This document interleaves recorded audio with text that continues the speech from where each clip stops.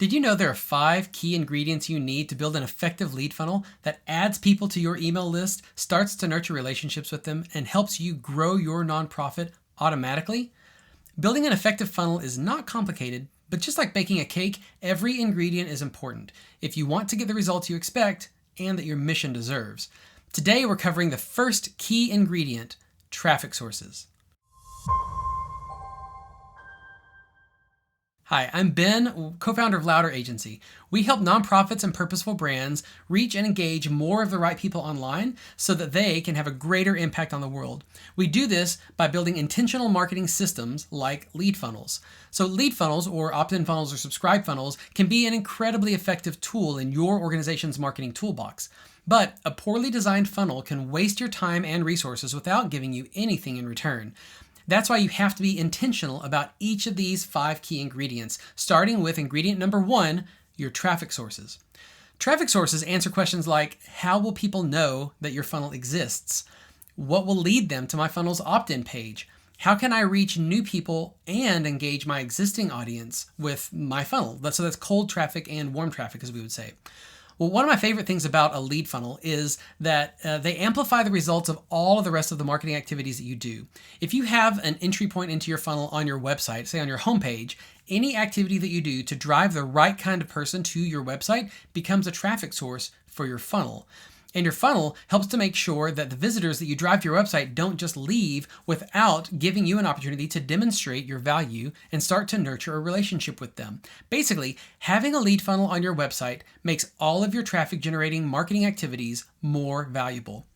But an effective funnel leverages more traffic sources than just your homepage. We tend to break traffic down into 3 main buckets. The first bucket is organic traffic. Organic traffic. These are channels that you own or control, like social media posts, as long as those social media posts are designed to reach new people and not just to engage your existing audience.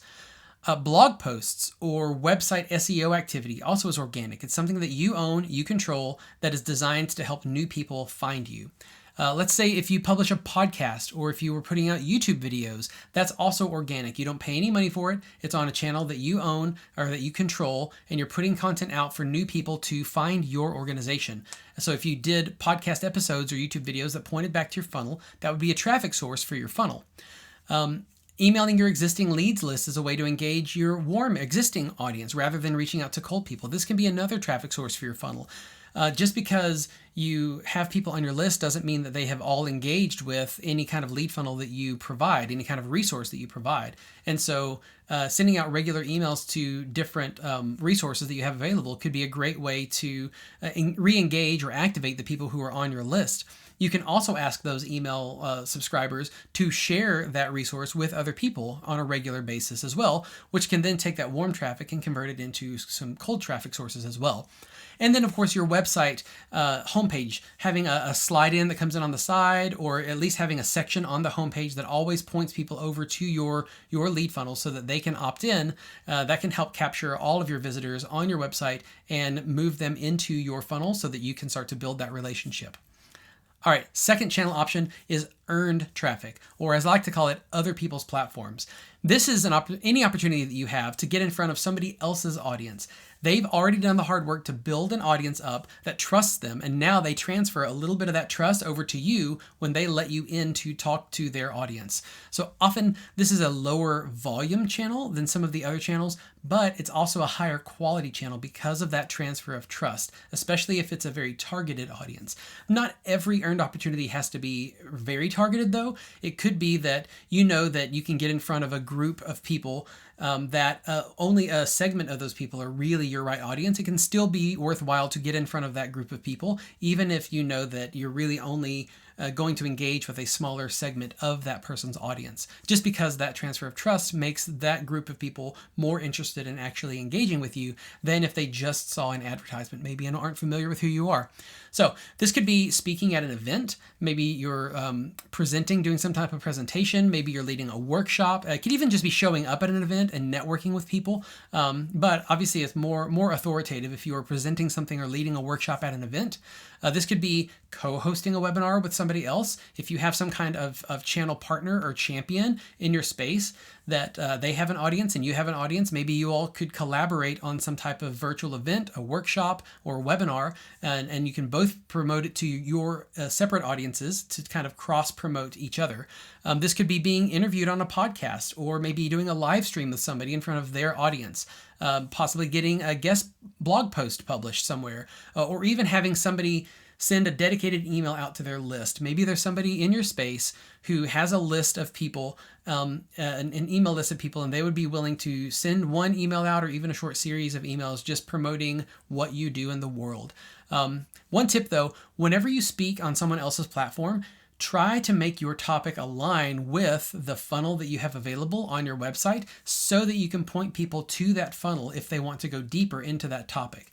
In other words, if you have a funnel about fun family activities that you can do with your kids, and you get a chance to speak on a podcast interview that reaches a lot of families, you don't then want to talk about something other than fun family activities and the value of having those fun family activities and how you can engage your family and your kids using these fun family activities. And so being able to talk about why that's important, give an example of the type of thing that you have in your funnel, and then tell that audience, hey, if you want to get more activities like what we talked about, we actually have this free resource on our website. It's a great way to drive those people to your website. All right, so number 3 is paid traffic. This is advertising. You get the highest volume and the most immediate results with advertising, and you get to control the flow of how much people come to your website through advertising channels. But as soon as you stop paying for advertising, that flow stops. So it can be very effective, but it also does cost direct money all the time, whereas some of the other opportunities may have a little bit less of a financial cost, more of maybe a time commitment cost, and could have more long-term lingering benefits. Social advertising counts here, social media ads. This would be on Meta, possibly even LinkedIn or TikTok. I often recommend targeting your lowest hanging fruit first. For many organizations, that's Meta, so Facebook and Instagram, just because the cost to get in front of those audiences is usually lower, and many times the quality of who you're going to reach there is just as good as what you would get on the other platforms, unless you are in much more of a B2B type of space where you're speaking to business professionals who are actively on LinkedIn. This could also be YouTube ads, which is part of Google's ecosystem. You can put ads in front of other videos that people might watch based on keywords, just like search. Speaking of search, Google search ads. If people search for the problem that you solve, then it might be worth investing a little bit of money into those search ads. And also, if you're a nonprofit organization, you can apply for Google's ad grant program, where you can get up to $10,000 a month of search advertising budget for free from Google, as long as you can manage it well and then send that targeted traffic to the right pages on your website. Paid traffic includes both cold and warm as well. Oftentimes, paid traffic is best for cold, but it's a great way to re-engage people who maybe haven't opted in for your lead funnel yet with what we call retargeting. So people who have engaged with any of your posts on social media over the past, say, year, you could show an ad to them to follow up with them about your lead magnet if they haven't opted in. Or people who've been to your website in the past month or the past 2 weeks, you can show them an ad for your lead funnel if they haven't opted into your lead funnel yet. So those are the big 3. There's really kind of a 4th bucket, though, that we often neglect, and this is intentional word of mouth. Now, I want to be clear, the key word here is intentional. You can't just hope that people tell others about your resource or your website or your mission. I know it does happen, and too many organizations, and really businesses for that matter, rely on just organic word of mouth or hope word of mouth and aren't intentional about it. If you ask your most engaged audience members to share these free resources with other people like them, it can have a huge impact on your results. But you've got to be intentional about asking. Build in a system so that on a regular basis, or maybe even triggered after somebody takes a certain action, you're going to ask them to share this resource with other people. Again, it's a smaller audience, but it's potentially a much higher quality audience because it's a direct ask from a friend, and so there's a lot of transfer of trust involved there, rather than the lower trust of just maybe seeing an advertisement online. All right, so to recap, there are 4 buckets of traffic that you can really draw from to send people to your funnel. That's paid traffic, organic traffic, earned traffic, and intentional word of mouth. Now, next, I really want you to identify one channel that you're going to start with and leverage it as much as you can for the next 1 to 3 months. Don't try to start all 4 buckets channels from all of those different buckets all at once if you're not already doing this. Pick one of those channels and really lean into it for at least a month, maybe up to 3 months. And then once you start to see some traction, or you don't see traction, but you can learn from what you have put out in the world, maybe you've tried different messaging, then you can start to experiment with different channels, whether you're switching channels or ideally you found traction in that one channel and now you can add on additional channels to increase the volume of that targeted traffic that's entering your funnel.